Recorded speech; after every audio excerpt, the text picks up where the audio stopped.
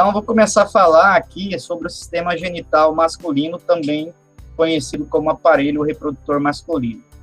Esse sistema genital, ele é encarregado da produção dos espermatozoides, que são as células gaméticas, os gametas masculinos, tá? Esses gametas vão carregar a metade da receita do homem, né, que vai se juntar com a metade da receita da mãe, que vai estar lá no óvulo, e vão se fundir e formar a primeira célula de um novo ser, né? Nós fomos formados assim, né, pela essa junção de receita genética do pai e da mãe, metade veio do pai, metade veio da mãe, né, num processo chamado de fecundação, que formou uma célula chamada de zigoto, e aí depois deu todo aquele desenvolvimento embrionário, que eu até mandei um videozinho mostrando para vocês aí. Se eu não mandei, eu mando daqui um pouco, tá? Mostrando o desenvolvimento embrionário. Tá, então, ele vai produzir esses espermatozoides, que são os gametas, e os hormônios, principalmente a testosterona. Vou começar falando pelo órgão copulador, que é o órgão sexual mesmo, propriamente dito, que é o pênis. Tem uma particularidade com relação a esse órgão, são várias particularidades. Primeiro, mais da metade desse órgão, metade dele é interno, fica dentro da pelvis. Ó, vocês podem visualizar aqui na foto, tudo isso aqui é a pelvis, a barriga, né? Então, grande parte dele fica interno ao corpo do homem, e uma pequena parte fica externa. Ele passa-se por dentro dele a uretra, tá? A uretra, no caso, é uma pegadinha de prova. A uretra, no caso do homem, ela faz parte tanto do sistema reprodutor, porque vai passar o sêmen aqui dentro, porém ela faz parte também do sistema excretor ou sistema urinário, porque aqui tem a bexiga, né? E a urina também passa através dessa uretra. Tá? Então, essa é uma particularidade. Outra particularidade é que o pênis, ele é formado por tecidos especiais, que nós chamamos de tecidos eréteis. Esses tecidos são todos esponjosos, cheios de cavidades, que se enchem de sangue durante a excitação do homem. Tá? Qual a finalidade dele, de ter esse tecido desse jeito? Os tecidos são basicamente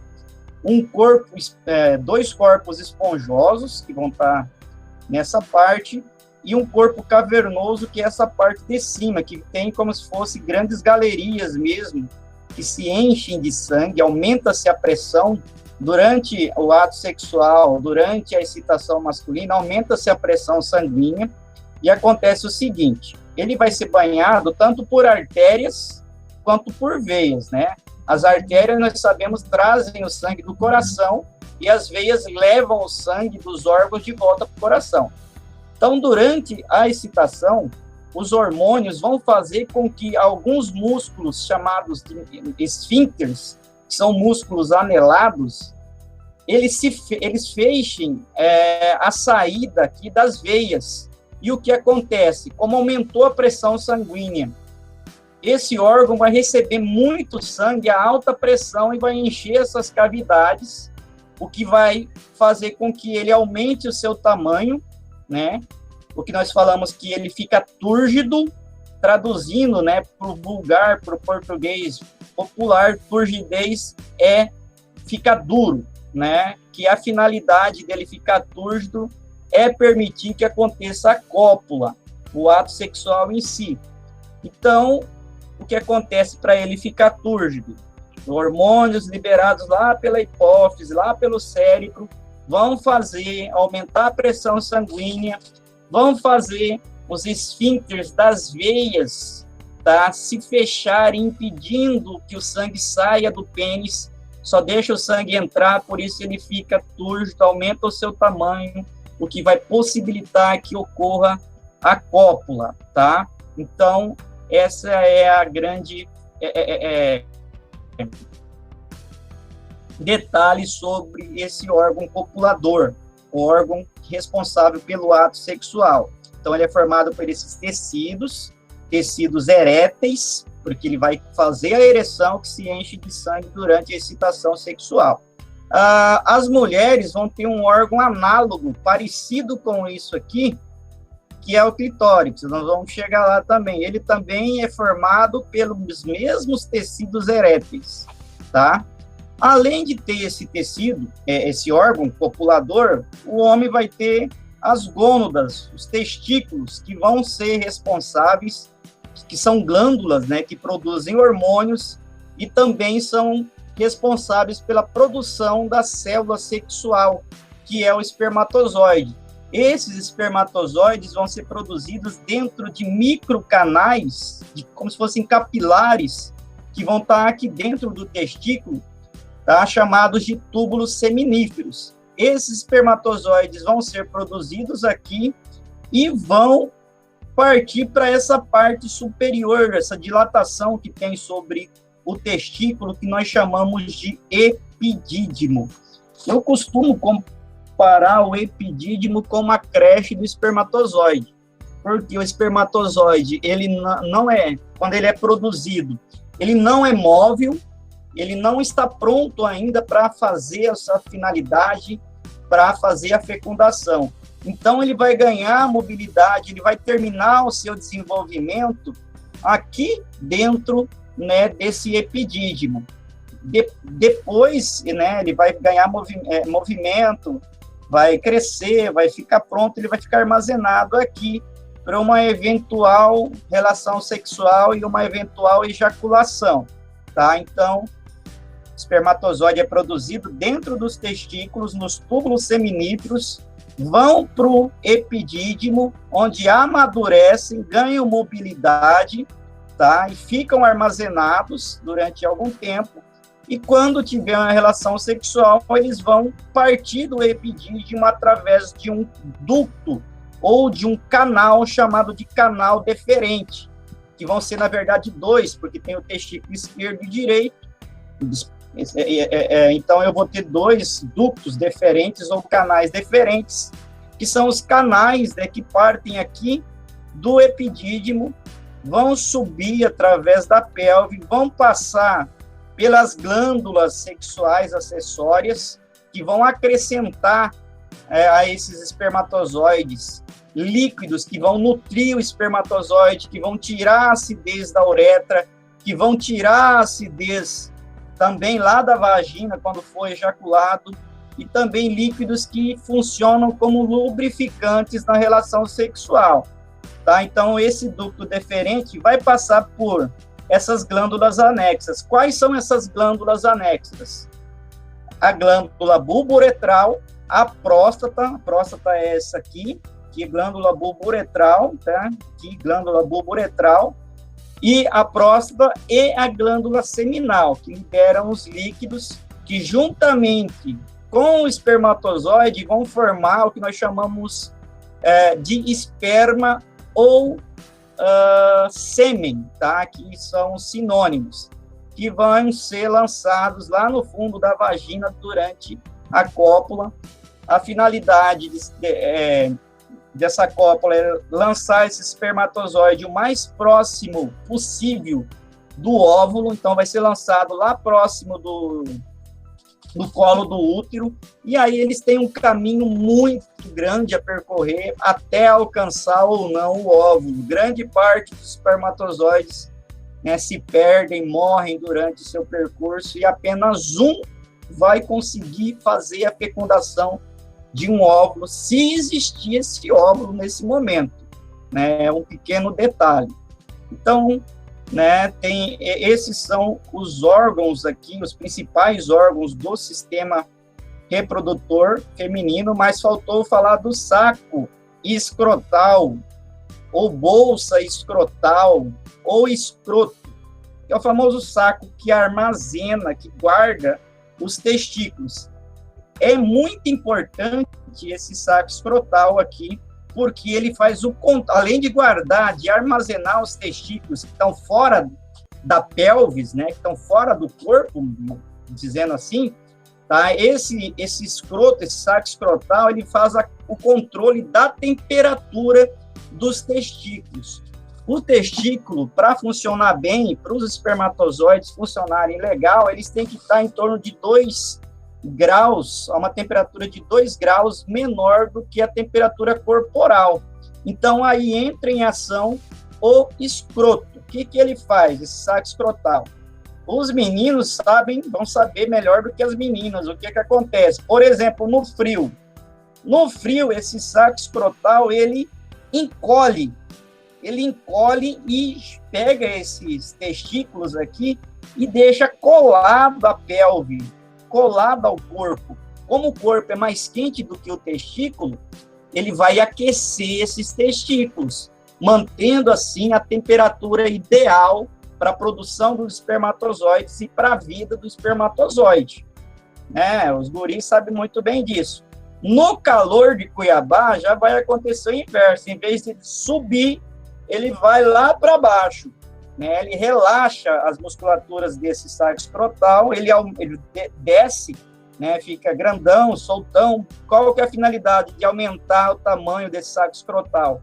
Aumentar a área de contato com o ar, para que o ar leve o excesso de temperatura que possa estar aqui, resfriando, funcionando como se fosse, vamos dizer assim, lado aqui do testículo, vamos dizer assim. Então, durante o calor, ele refresca, porque ele aumenta a área de contato com o ar bate, passa e leva esse excesso de calor embora, e durante o frio, ele sobe e encosta lá na pelve para aquecer, funciona como aquecedor no frio, A gurizada sabe muito bem disso aí, tá? Então, esses são todos os órgãos do sistema genital, o aparelho genital masculino.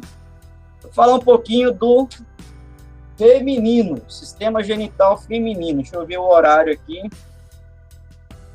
Dá tempo.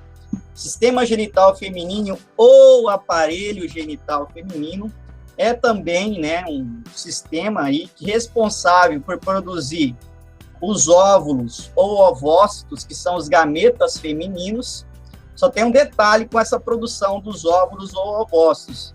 Esses óvulos, eles são produzidos todos durante a fase embrionária da mulher.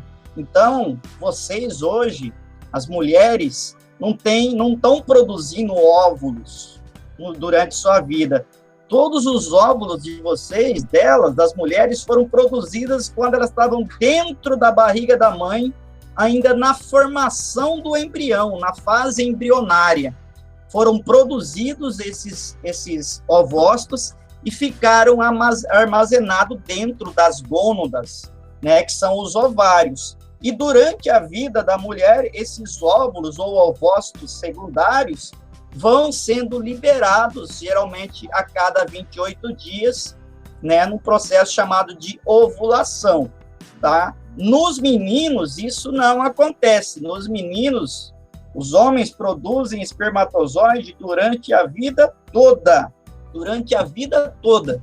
Ele pode até ser impotente, ou seja, aquelas músicas. O que é a impotência do homem? Vamos voltar aqui, A impotência é quando os músculos esfíncteres das veias, que impedem a saída do sangue, das veias de volta para o corpo, eles ficam fracos e não conseguem armazenar o sangue o suficiente para ocorrer a ereção do pênis. Então, aí o homem fica, que nós chamamos de impotência sexual.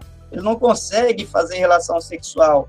Porém, ele continua produzindo espermatozoide, tá? O homem produz espermatozoide desde a puberdade.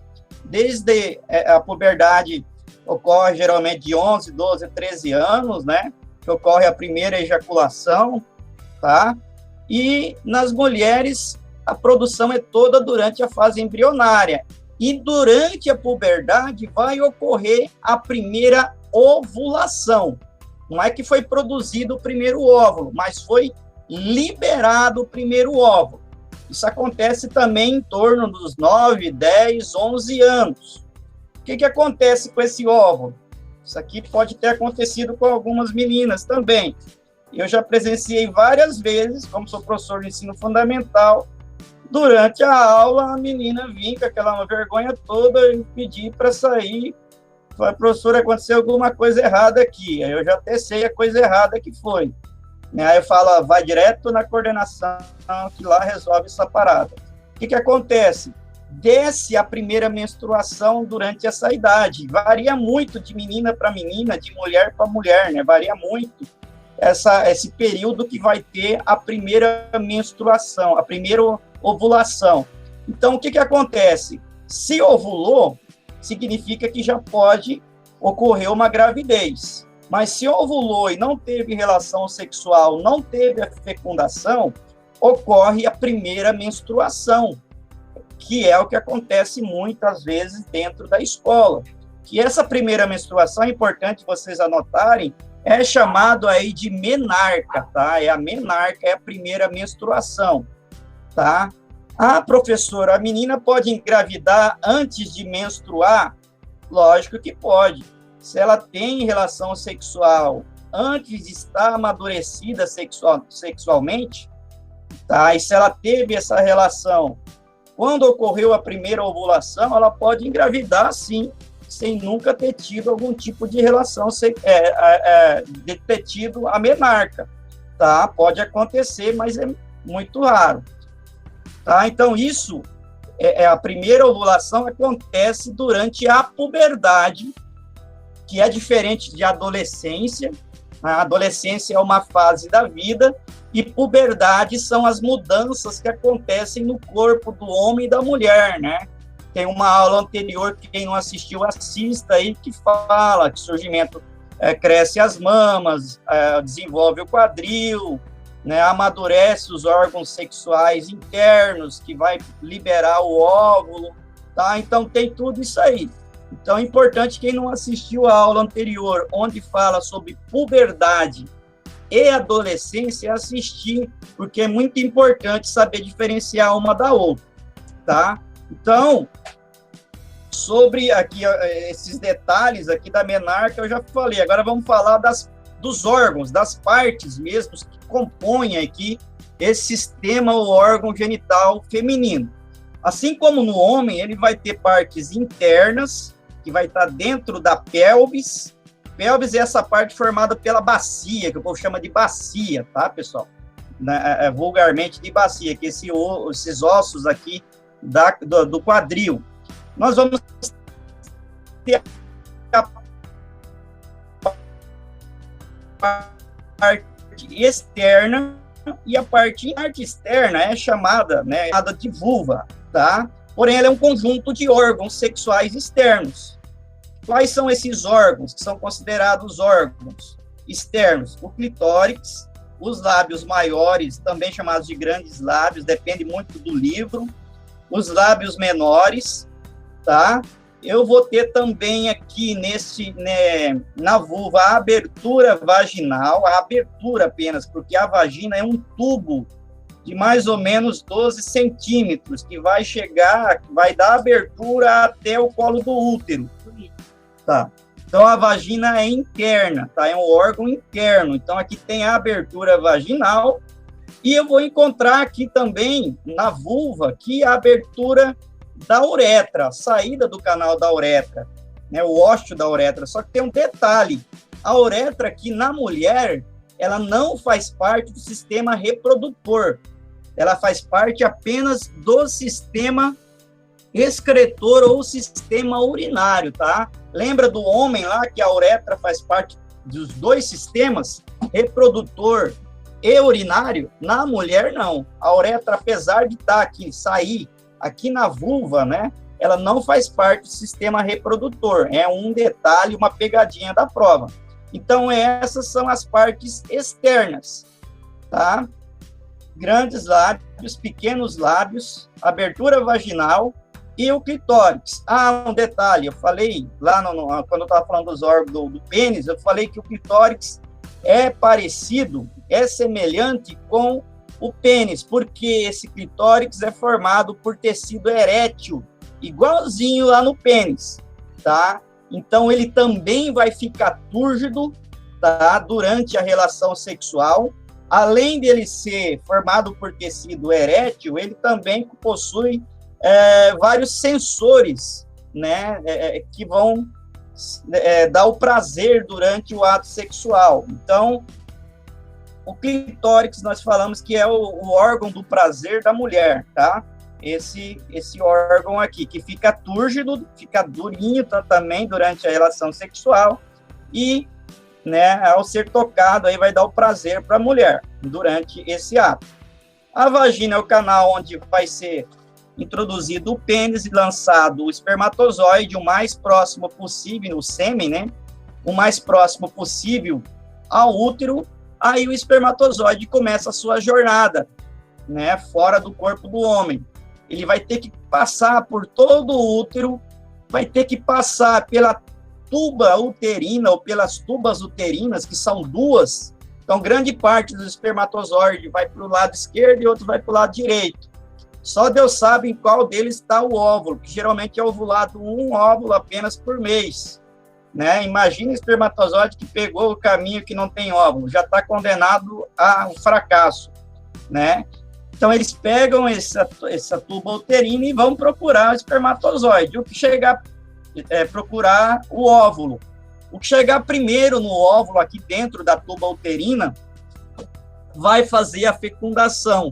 Tá? A fecundação, para ter a gestação, isso tem que ficar claro, para ter a gestação, a fecundação tem que acontecer dentro das tubas uterinas ou nas trompas de Falópio.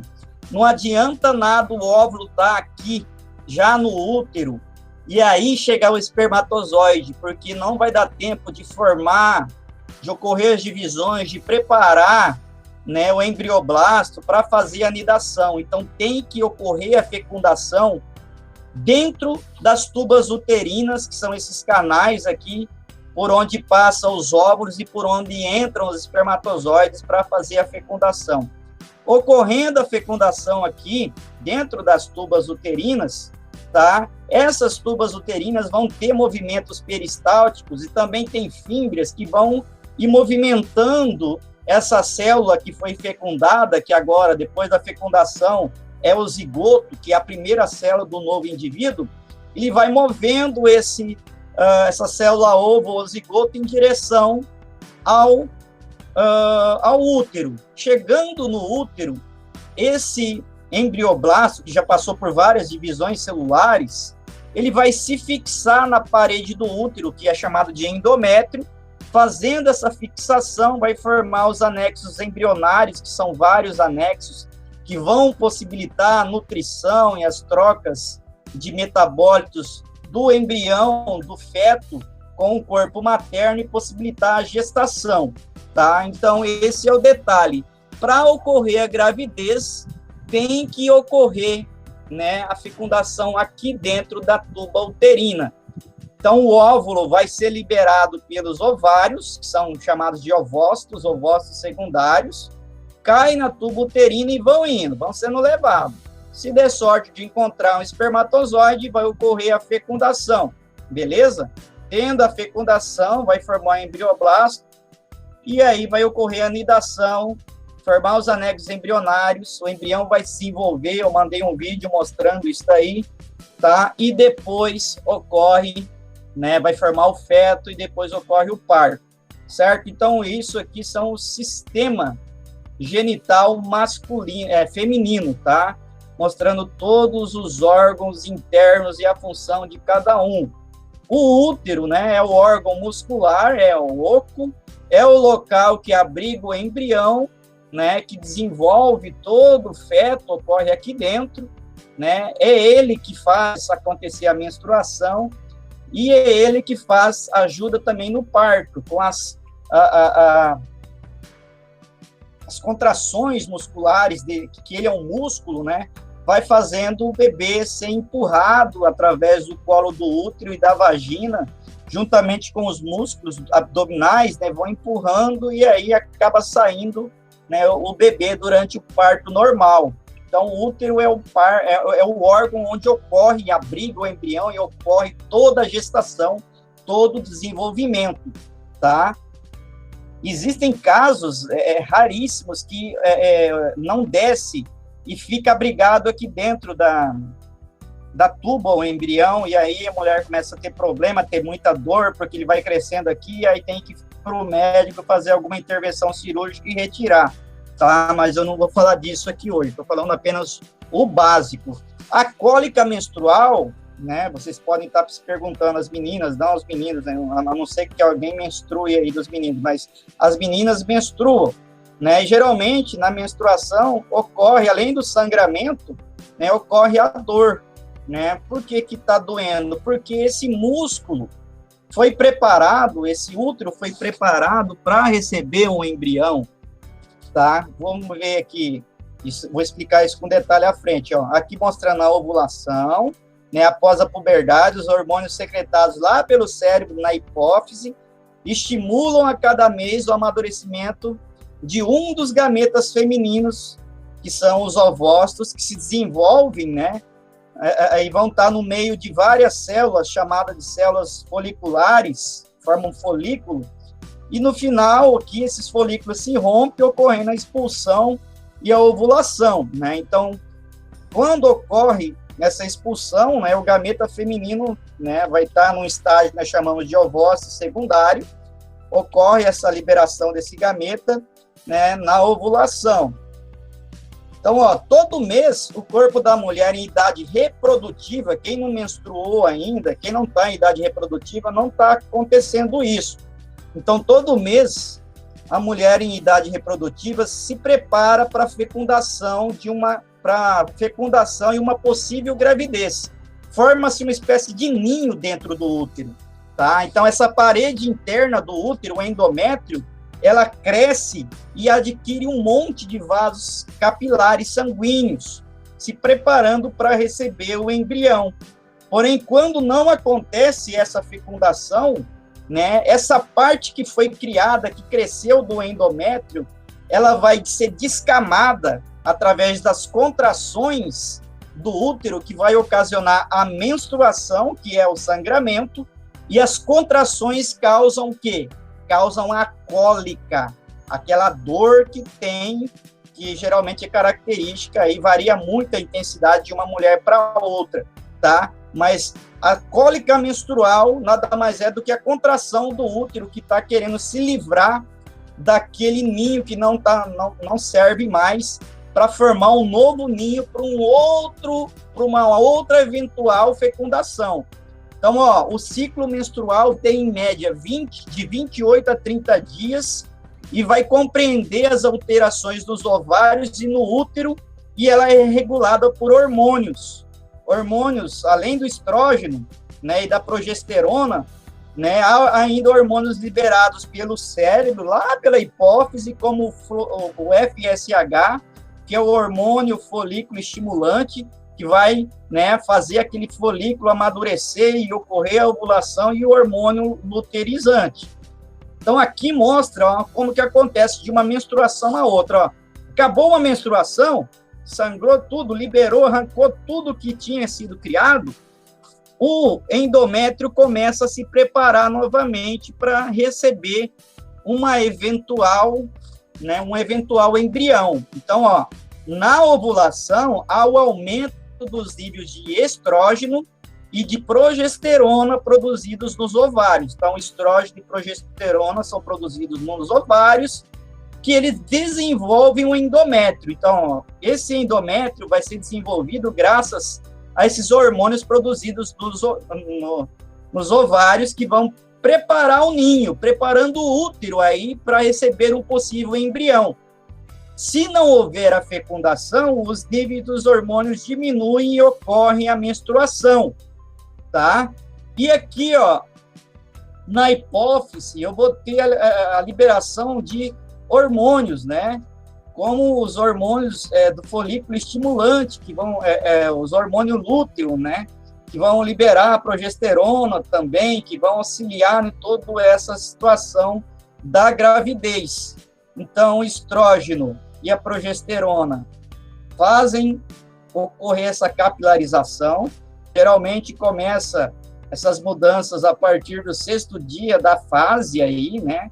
a fase pré-ovulatória, né? Começa a se preparar, tá? Esse período aqui compreende, né, o período fértil, geralmente. E aí vai ocorrer a ovulação, lá no 14º dia, geralmente ocorre a ovulação, tá? Ocorrendo a ovulação, pode, se esse óvulo for fecundado, ele vai ser, né, formar um embrioblasto que vai chegar aqui na parede e vai se fundir a essa parede num processo chamado de nidação, formando aí os anexos embrionários, criando o embrião, né, que vai se desenvolver, dando origem ao feto e depois o bebê que vai nascer. Porém, se não acontecer, né, se não acontecer a fecundação, tudo isso aqui, né, vai ser descamado, vai ser rompido, e aí vai ocasionar né, vamos dizer assim, o sangramento, que é a menstruação, né, que vou começar aqui no primeiro dia, novamente, do ciclo. Então, é um ciclo mais ou menos que varia de 28 dias, né, a 30 dias, certo? Então, ó, os dias próximos da ovulação, os dias mais próximos da ovulação, são os dias férteis da mulher, tá? Então, a ovulação vai acontecer geralmente no 14º dia, tá? Então, a ovulação que acontece por aqui e por aqui são os mais prováveis de ocorrer, né, uma gravidez, se tiver um ato sexual, certo? Então, aqui mostra todo o ciclo, né, reprodutivo da mulher, o ciclo menstrual, vamos dizer assim, da mulher, né? A fase menstrual, tem uma fase pré-ovulatória, tá? E eu tenho, que vai até o 13º dia, e eu tenho a ovulação, que geralmente acontece no 14º dia, e depois eu tenho a fase pós-ovulatória, tá? Se ocorrer a fecundação, o que acontece? Ocorre a nidação, desenvolvimento dos anexos embrionários. O ninho teve uma serventia. Não vai ter, no caso, menstruação, certo, pessoal? Então, se tiver a gravidez, se teve a fecundação, não vai ter a menstruação. Porém, é muito comum também as meninas, né, perguntarem, ficarem em dúvida quando atrasa a menstruação, principalmente as que namoram. As que não namoram não tem por que se preocupar muito, né? E não namoram, não tem ato sexual, não tem perigo de engravidar, em tese, né? Porém, olha só, não é só a gravidez que atrasa a menstruação, né? A gravidez atrasa a menstruação por 9 meses, né, geralmente. Porém, problemas como problemas hormonais, estresse no dia a dia, né? Se você está passando por um período tenso no seu dia a dia, seu cérebro está muito agitado, né? Tudo isso compromete a liberação dos hormônios, que pode fazer atrasar um pouco aí, né, a menstruação. Então, nem sempre, né, o atraso da menstruação é sinal de gravidez, tá? Beleza? Nem sempre. Se estiver passando por um período estressante, né, por um período difícil na vida, tudo isso influencia esse ciclo aí, que pode estender, em vez de ser 28 dias, ser 35 dias. É muito comum acontecer, inclusive, tá? Beleza? Eu falei da gravidez. A gravidez, gente, é muito comum a gravidez só acontecer quando tem penetração, ato sexual propriamente dito. Porém, se o espermatozoide entrar em contato com a abertura vaginal, né, ele pode, porventura, conseguir chegar ao óvulo e fazer a fecundação. Existiu alguns casos remotos, eu li alguma coisa, de compartilhamento de toalha. Eu vou deixar aqui, não compartilhem toalha com ninguém, nem com sua irmã, porque toalha, se uma pessoa tiver alguma doença, ela pode passar essa doença para outra. Nem toalha, nem roupa íntima, né, calcinha, cueca, nem roupa nenhuma. O ideal é não compartilhar nada, nem escova de dente, tá? Porque tudo são vetores, né, para transmissão de doença de uma pessoa para outra. Mas toalha, olha, vamos supor o seguinte: algumas famílias compartilham, eu já fiz essa pesquisa em sala de aula, e algumas famílias compartilham toalha. Existe uma toalha só para o pai, para a mãe e para os filhos. Compartilham essa toalha. Agora imagina o seguinte caso. O pai foi lá, namorou com a mãe, né, teve uma relação sexual, foi lá, depois tomou banho, a mãe foi lá, depois tomou banho. O que acontece? Lavou, tirou tudo, o esperma dali, sempre fica dentro da uretra e no canal vaginal, sempre vai ficar espermatozoides. Quando você enxuga, esses espermatozoides vão para a toalha tem umidade. O espermatozoide consegue viver mais de 24 horas numa toalha úmida. Isso com pesquisas, isso comprovado cientificamente. Então, o que acontece? Se teve esse caso anterior, no outro dia cedo, a menina está na fase de ovulação, vamos supor, vai tomar um banho para ir para a escola, usa aquela mesma toalha, se enxuga as partes íntimas, vai que tem lá um espermatozoide que entra em contato, e isso já aconteceu, e pode acontecer uma gravidez aí, tá? Isso já aconteceu, e uma gravidez acidental, por falta de conhecimento, tanto dos pais quanto da família em geral, né? Mas que pode acontecer, que todo mundo está suscetível se tiver esse compartilhamento. Inclusive homem e mulher, que não quer ter filho, usam preservativo, né? Se compartilharem a toalha, pode ter uma gravidez. Não adianta nada usar a camisinha ali, o preservativo, depois os dois ir lá e compartilhar a mesma toalha. Pode engravidar. Então, fica a dica de saúde e antigravidez acidental. Não compartilhem toalha, tá? Né, entre os familiares aí, porque se tiver um espermatozoide ali, nessa toalha, pode acontecer uma gravidez, tá? O espermatozoide só precisa de um ambiente líquido para viver e uma camada microscópica de água para se movimentar.